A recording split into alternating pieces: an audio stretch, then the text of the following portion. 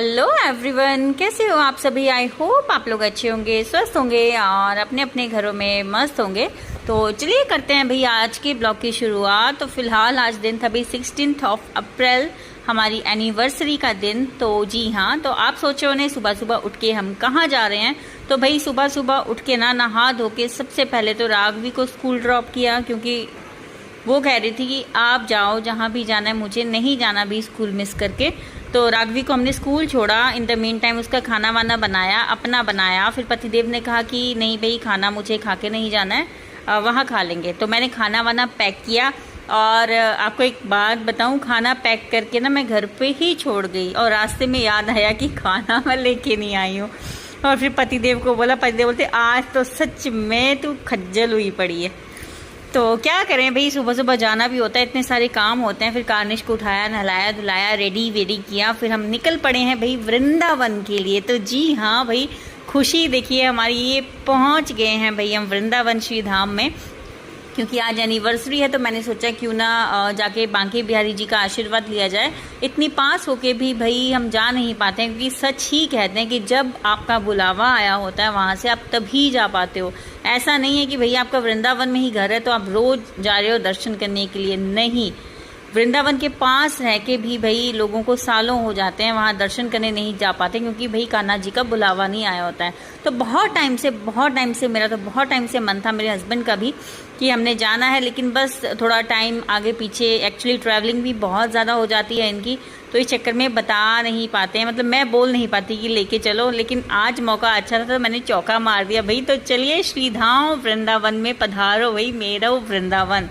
तो आप भी भाई जो जो यहाँ आ चुके हैं वो दर्शन कीजिए, जो यहाँ पे अभी तक नहीं आए हैं भी मानसिक रूप से आप यहाँ व्रज यात्रा कर सकते हैं। जितनी भी हमने वहाँ पे मंदिर विज़िट किए, उनकी छोटी छोटी क्लिक्स मैंने बनाई हैं, क्योंकि ज़्यादा नहीं बना पाते वहाँ पे। ये लोटस टेम्पल है बिल्कुल राइट हैंड साइड में, पीछे चार धाम गया है, पहले श्री वैष्णो देवी धाम था इसका नाम।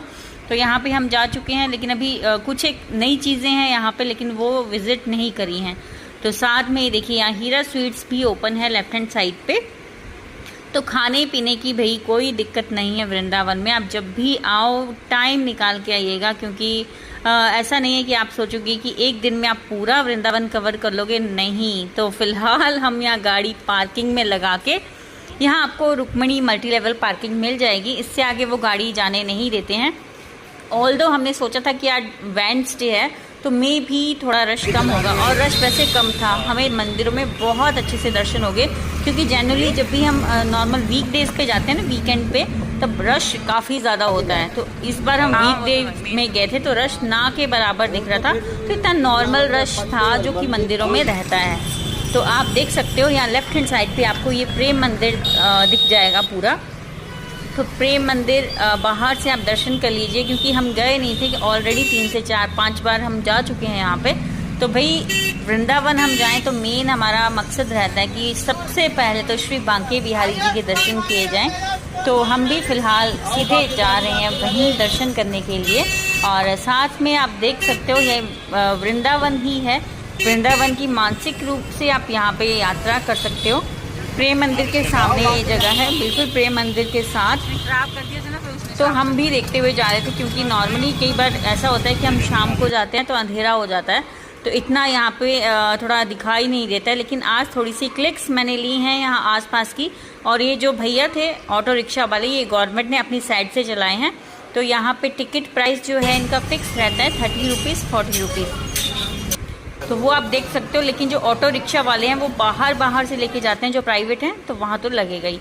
तो बोलिए श्री बांके बिहारी लाल की जय श्री। तो भाई आजकल जैसे कि गर्मियाँ हैं तो बिहारी जी को ना फूल बंगले में विराजते हैं। यहाँ पे फूलों से सजा रहता है भाई उनका ये बंगला, बिल्कुल इसका अंदाज़ ही अलग होता है। मतलब आप जब ऐसे में देखोगे ना तो मन करेगा कि ठाकुर जी को देखते ही जाओ, देखते ही जाओ, देखते ही जाओ।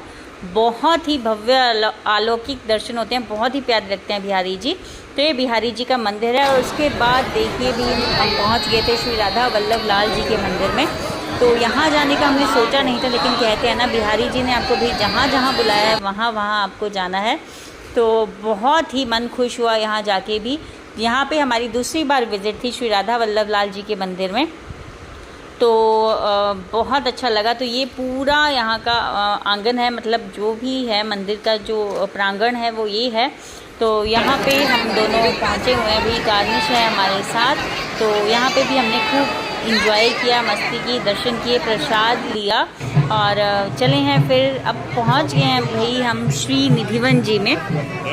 तो कहते हैं ना, निधिवन जी का बंदर बोले श्री राधा राधा, श्री राधा राधा, वृंदावन का कण कण बोले श्री राधा राधा। तो बस हम भी वही श्री राधे राधे करते हुए यहाँ के बंदर देखते हुए आगे बढ़ रहे थे। तो कहते हैं ये जो पेड़ हैं, लता पता है यहाँ की, ये सब गोपियों का रूप लेते हैं रात को। यहाँ पे महारास होता है, तो एग्जैक्ट हम उसी लोकेशन पे हैं। लेकिन यहाँ पे ना बंदर बहुत ज़्यादा होते थे। तो आज से लगभग 2 या 3 साल पहले की मैं बात करूँ तो ये शीट नहीं होती थी, ऊपर जो कवर है।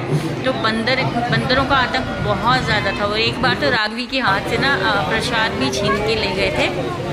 तो हमें आज भी वो पल याद है। लेकिन जब से ये शीट लगी है ना, आप फ्रीली यहाँ पे घूम सकते हो। लेकिन यहाँ पे तो आपका कैमरा निकालना ही पॉसिबल नहीं होता था, इतने ज़्यादा बंदर थे, इतना ज़्यादा आतंक था उनका।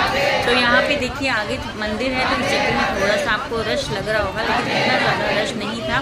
तो बस श्री राधे राधे राधे राधे करते हुए हम आगे बढ़ रहे हैं। और श्री राधा जी का नाम मन में है, सब जगह श्री राधे राधे है, कण कण में यहाँ श्री राधे हैं।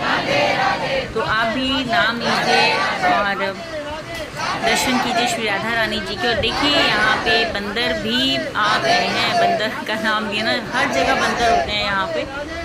तो बस ये देखिए, सुबह सुबह के कहते हैं कि रात को जब महारास होता है तो जो भी चीज़ें जैसे पान होता है, खाने की चीज़ें होते हैं, लड्डू वगैरह होता है, श्रृंगार का सामान होता है, सब बिखरा हुआ होता है। तो एग्जैक्ट ये स्क्रीन पे आपको वही दिखाया जा रहा है, क्योंकि हम सुबह सुबह गए थे, तकरीबन 11 से 11:30 का टाइम होगा। तो ये दिखाया जा रहा था वहाँ पे।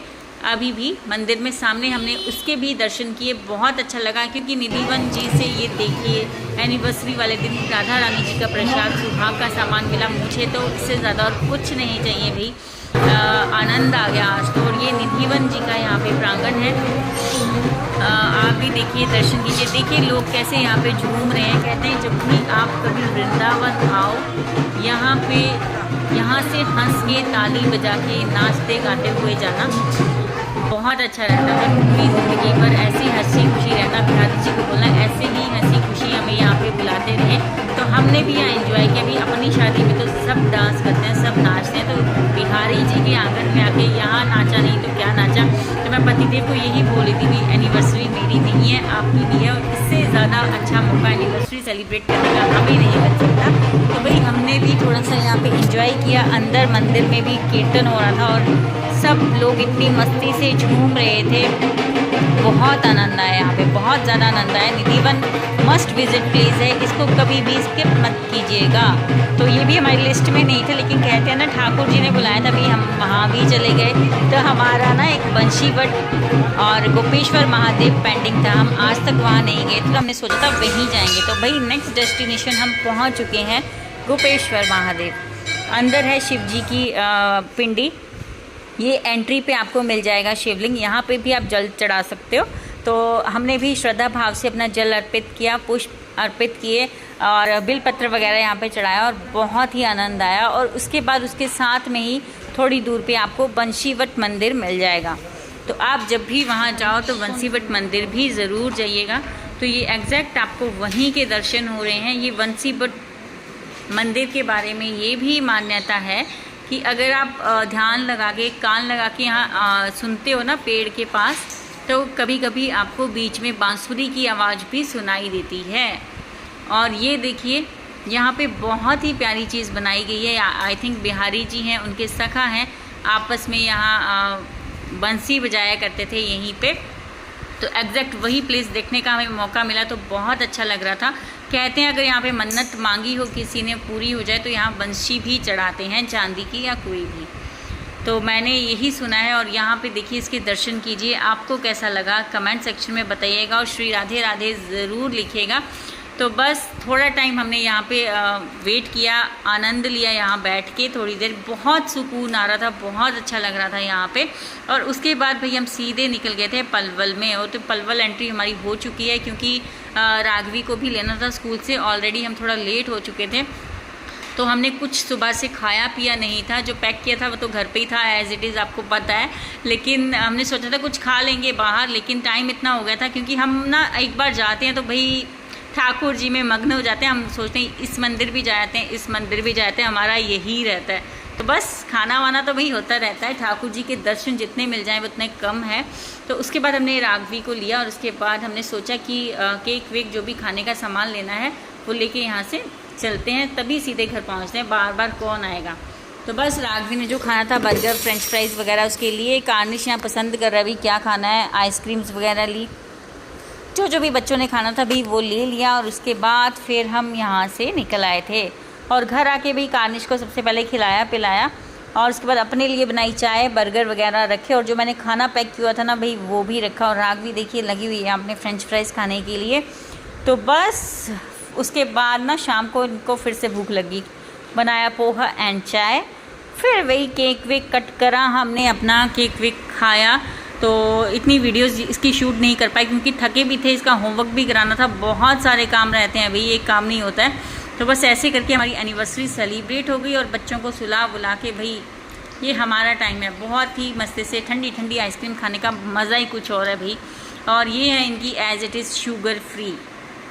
तो भाई ब्लॉग आपको ये कैसा लगा कमेंट सेक्शन में ज़रूर बताइएगा। तो चलिए मिलते हैं नए ब्लॉग में नई वीडियो के साथ। Till then stay tuned, keep enjoying and bye bye.